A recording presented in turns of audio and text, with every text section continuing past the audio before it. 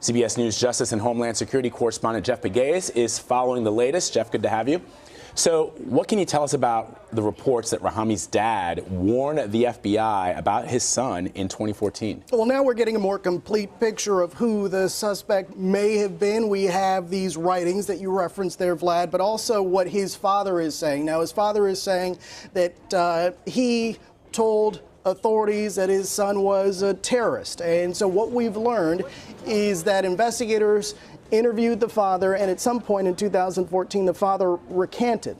And so according to law enforcement sources, there was no evidence there to pursue a case.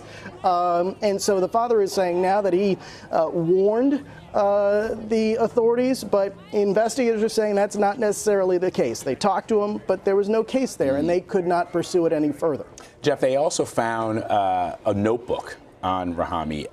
It's got some personal writings in that notebook. What does it reveal? Well, it reveals that there was radicalization there.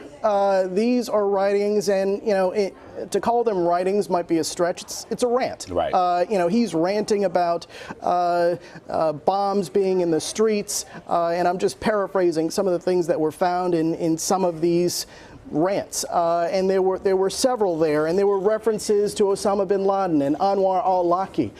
You may not know who he is. He was a U.S.-born cleric, and in many of these terrorism cases, his name pops to the surface. He was what some people view as a very charismatic man, and he has these sermons that still live on, even though he was taken out by a drone strike in 2011. And so that Anwar al-Awlaki, his name comes up. You have Osama bin Laden. And so, as I said, you're getting a more complete picture of maybe getting to that motive. What was it that motivated this person to allegedly carry out these acts?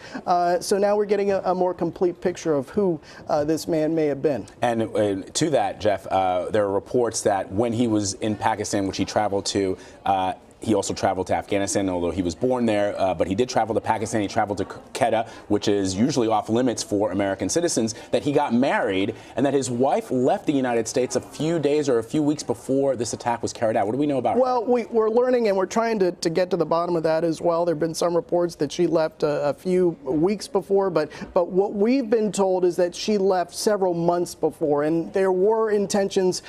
She intended to come back. At least that's what we're being told. We're told the mother left a couple of months ago, and so there are conflicting reports on that. We know that his wife is now in Afghanistan. We know that investigators are trying to figure out, well, who has he had contact with in those regions, and because that's important too, as they try to figure out, well, who was he in contact with before this event. So all of those little pieces matter to this puzzle. And for those viewers who are wondering, okay, we know that he was involved with a shootout with police in New Jersey. He's being charged with those crimes, but he's not yet been read his Miranda rights, from what I understand, and they haven't, unless that's changed in the last hour or so. And also, what is going to happen with this investigation to those bombings? Well, he's still in the hospital. He's still hospitalized. He was wounded in that shootout with police. And so investigators, from what we're hearing, still have not questioned him. And then he's not cooperating. He hasn't said anything. He didn't say anything when he was arrested, according to our sources. And so, yeah, they want to talk to him, too. But he is in the hospital, perhaps unable to respond to questions. We don't know yet. So that's something that we're looking into as well. There were 5 other people. Remember that? 5 other people who were stopped on the Verrazano Bridge. We learned today that they have been released. But investigators are still trying to see if someone else was involved here in the States. Was this part of something bigger? So even though they have him in custody, they're saying this investigation is far from over. All right, Jeff Pegues, thanks so much for digging into this for us. Appreciate it.